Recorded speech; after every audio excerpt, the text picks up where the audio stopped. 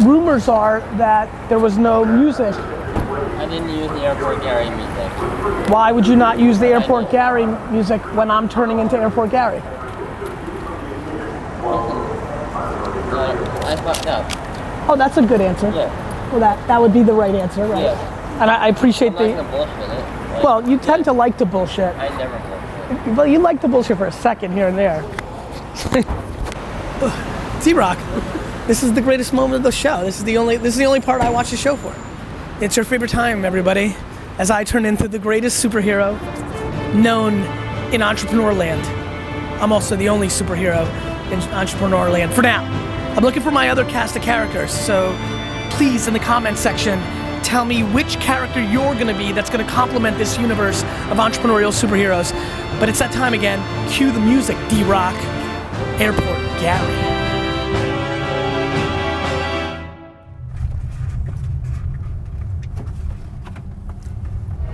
This is the 002. Yeah. That's pretty cool, that's right? Beautiful. Yeah, I love that. It's pretty close. It's similar, yeah. I mean, that's the style I like. You know what's funny? I'm not obsessed with I'm not obsessed with forcing technology when people aren't using it. If Nike doesn't have people using technology in their sneakers, I surely am not going to pull that off. You know what I mean? Yeah.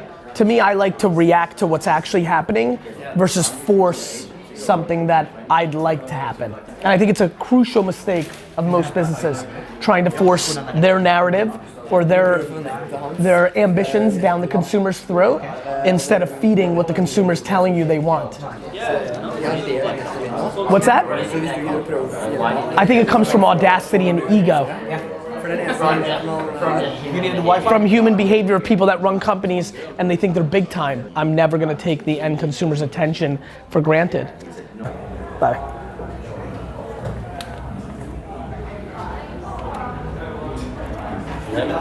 That has to be your first window. That's my first window selfie. That's amazing. That's my first window selfie. But not my last. How do you want to inspire people today?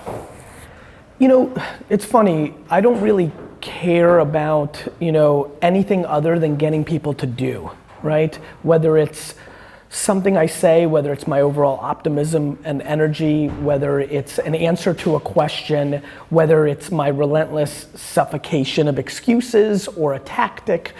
The reason I think I go very hard on stage is because I'm trying to find as many different angles. Everybody responds to something different, right? It's not just high energy, it's not just a thoughtful response. Sometimes it's even more subtle things like humility, saying the customer's always right. It's not about how, it's can I get even one person to fundamentally take advantage. I mean, look what you and I are doing right now. We're live. Do you know how much money, there used to be a huge van out there with a satellite. I don't think people understand how amazing the opportunity is. So I'm hopeful to inspire or force somebody to try something new. You're inspiring me right now, so Thank that's you. very good. Thank you. So thank you so much Thank for you. these two questions. Thank you. And good luck on stage. Thank you. Thank Bye, you so everyone. much. Thank you. You're welcome. Nice meeting you guys. Oh my God, thank you so much. You're welcome. You're welcome. Vlog, about to go on stage. Just such a ridiculous life. So crazy to see entrepreneurship put on this pedestal. Never thought I'd have screaming girl fans. D-Rock. Outside the window, that's great. I mean, the window selfie and these four, and just life's weird. Good? Oslo, get ready. The single best keynote in the history of this wonderful country is about to be given. Gary Vaynerchuk. That's very nice. Thank you so much. Thank you.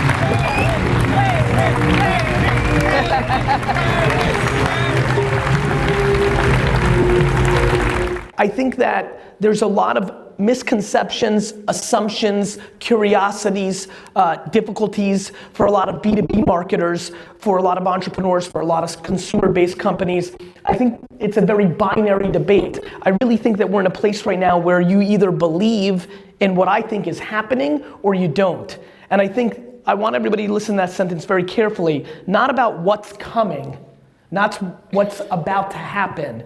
What's happening versus believing that or not. I think that people don't understand how much they're gonna regret when they're older.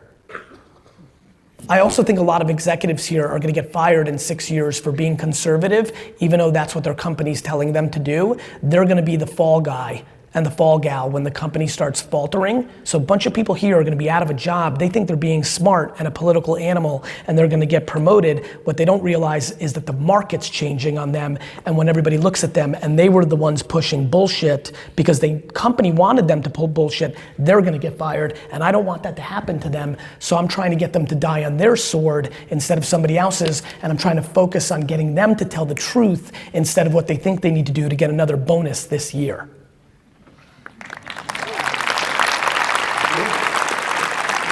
Thank you. And the reason they're clapping is they know how true what I just said was. And you're clapping yet conflicted, and I'm empathetic. I don't think I'm cool. I don't think you're bad. I'm just want to have these conversations so you can be thoughtful, right? Like maybe it's time to have the courage to say what you actually believe, because let me tell you something. Getting killed on somebody else's thesis sucks. You'd rather go down with yours. Thank you. Sure. Yeah, of I'm course. Domenico. Nice to meet you. Such a I follow pleasure. you since Lisbon last year. Thank you. It was like amazing. Thank you. Can we take just Sure.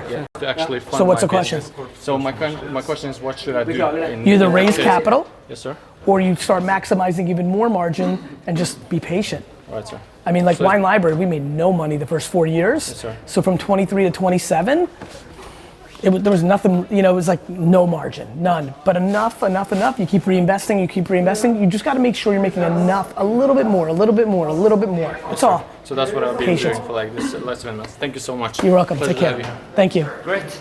Thank you. Just had a nice chat with my dad. That's always fun. Sasha B always up to some shenanigans and strategies. He clearly did not Just want caught to up talk on more. about himself, so that was When interesting. you're an entrepreneur and you're in your own business, you always have some level of anxiety. No, I think if we lay For out, me, do you it's know what I mean by those I talk about it, milestones? So, like, we're gonna eating shit, deliver last line of X, defense, and then always we're on gonna move on fire. to Y, and then I'm we're gonna- always thrilled when I'm in Europe and then we can I debrief. give a speech and I And get I off think he's just- stage, he wants to and make sure that for the last we're 30 minutes I've looked at every certain email and every start text targeting and it nothing's forward, really on which I think fire. can be pretty It's sick. like I'm in this best spirit right now. There's a rare moment, very rare moment where nothing's clearly on fire. There's smoke. Don't get me wrong, there's smoke. There's always smoke, but Yeah, he I'm in a basically funny just zone wants right to now. start the clock and I always like being on the other side of things. When you're ahead in your day and New York's just getting revved up. It's why I'm always thinking about London, because it's already in action. So the update is, I'm super happy that I only have a bunch of smoke situations, nothing, not a 5-alarm inferno. Can I get a picture with you? Sure. How are you? Good. Good. I'm amazing. It's awesome, man. Nice to meet you. It was a bit dark before. Yes. Awesome. Thank you so much. Great to see you. Yeah, this is going well. Yep. Fun fact for a lot of you that probably don't know this, I post my own shit. I reply as me. It's me. Yep, it's really me. And let me actually explain why it's really me. Being a practitioner allows me to be the best strategist, allows me to be the best entrepreneur. Like, you have to do your own shit. You don't outsource the part that matters, and the part that matters to me is you. That's how I learn, that's how I know. It's about listening. I'm talking because I've been doing so much fucking listening in parallel, always and forever. I haven't made any, succeeded yet, and I'm just at the point where, I keep losing and getting my loss. It's not complaining or anything like that. Are you getting discouraged? Fuck, I'm suicidal. I've been through that, and I just decided, no, I'm just gonna keep going until I succeed. But basically, so Dude, that's huge. Yeah. Why do you think I talk so much about that? Yeah. So basically, Everybody wants to be a number 1, and if you're number 3 or 7, so I'll give you a good piece of advice. Yeah. If you're smart enough to get there, watch, and so you watch all. You live here? No, I just moved to UK because my biggest Great. is here. Great. Yeah. So you're in London, you're in the UK, you look at the landscape, you make a list of 55 number 1s that you've decided, you take a step back and you watch. And you say, okay, here's 55 number 1s that I like. And then you watch, it's always watching, it's always listening. What do they need? Because the biggest problem about once you decide you're not a number one is most people don't know how to approach a number one. A number one is hard to penetrate. A number one's a number one for a reason. A number one doesn't need a lot of stuff. A number one, if you try to sell them the way you sell everybody else, you lose before you started.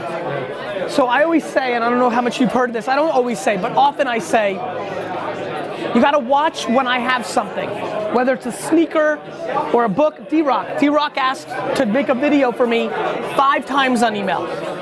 First 4 times I didn't even respond. The amount of people that have emailed me and said, hey, you need to make more video content. I normally charge 10,000, I'll do it for you for 2,000. Delete. So he wanted to do it for free. He had been watching my content and knew how to said some things that made me think he could. You know, asked 5 times, got his chance, then delivered, and then he built. Then stayed patient when other people, and so the way to hack a number one is first you have to decide which number ones you like.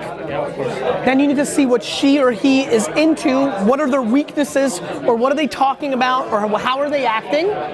Then figuring out, is that something you can bring to the table?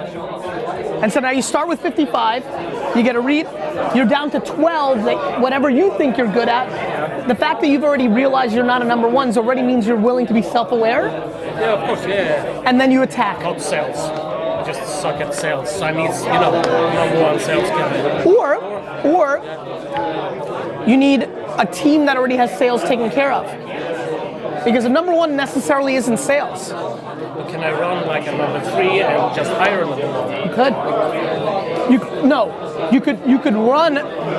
You could create a partnership 50-50 with somebody that's great at sales and you're great at whatever you think you're great at. Or you could go work for an organization where you can learn.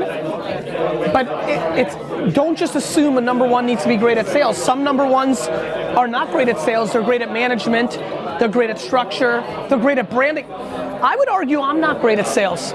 I'm so good at branding that it trickles into sales, but I don't love asking people. I'm very uncomfortable with it. I don't love it. I can do it, I've done it. I'm probably good at it, but I'd far prefer it come to me than me, right? Because that's how you really sell. So those are some thoughts. Yeah. It's all self-awareness, brother. Yeah. It's all self-awareness. Like, I keep listening to that shit. Like, yeah. I could have spent, I understand finances, but compared to my brother, my CFO, my dad, Stephen Ross, I'm not as good as them. I don't understand the tax code, the angles. There's a lot of things where I lose money, but I'm okay with that because there's a lot of things I'm great at. And it's important to understand yourself. When you're tricking yourself, you get into a bad place. That's why so many people are upset. They want to be something instead of figuring out who they are. They want to be something that's the problem. They aspire to be something they've subjectively decided is cool. Versus, listen, you know how scared I am of my brand getting big and everybody, it was a question today. I don't want anybody to be me. I'm very unique in my background and upbringing. There can be people that are me. I want them to be like me in the fact that I'm fully me, and then you need to be fully you. The other thing is, too many people think, people don't understand that money is not the play. I say it all the time, 137,000 is a ton, 50,000. You can have a very happy life for 50,000, especially if you're at peace in your mind and you love being a janitor, a secretary, an admin. People are getting confused. They're getting confused. They want stuff that doesn't matter. They want stuff that doesn't matter. It's a whirlwind. Whoa. I have no idea how I don't know how I did. Yeah, of course you keep it. That's the best part of this whole vlog. I didn't drop it. Good day so far, going to an influencer meeting. Then I'm gonna sleep for 2 hours and watch the Jets stun the Bills. And then we've got a long day tomorrow. Copenhagen, Moscow, LA, 4 cities in Australia. It's pretty crazy out here. And then we got this weird art freaking us out. Watch this. She's about to scare the shit out of you. There it was. Yep, they move. Yeah, build the biggest building in town without tearing down everybody else's building. I think that that's a very big thing for me. I've also started saying things like winners win. You're not gonna stop a winner. I'm just surprised by how much time and energy people spend on trying to make somebody they're competing with like lose by them talking bad behind their back. You know, that's how I'm winning. I have a lot of competitors who spend their entire dinner with a client talking about me. That's when you win. Like, I'm not worried about anybody else, and so I weirdly hope everybody, like, I'm pumped that Chris Sacca made more money than me when we invested at the same time. He deserved it. He was more right. Like, I don't begrudge that. I applaud it. If anybody beats me ever, and as long as it's fair, well, then I think that's the best. It keeps me grounded, hungry, and I also genuinely am happy for somebody else. Look, there's so much money and opportunity in the system. Nobody's stopping you from getting yours. If you think some guy or some gal's winning and that's coming out of your pocket, you suck. If I can create successful entrepreneurs and they create successful entrepreneurs, like I think I'm putting such good into the world. I think you become a platform. I think you can't be a platform when you're bad because you're selfish. You're closed by nature. But I feel like I'm open source entrepreneurship. I'm free, and I'm putting out my best shit, and I'm great, and I'm putting out my best shit daily for free. And so in a weird way, I think I'm more similar to open source. Like, I'm not keeping my best ideas to myself so I can keep the money. I'm trying to empower. I want people to win. Jordan, right? I wanted Jordan to be successful. Now he's a successful fitness personality, and that helps other people. And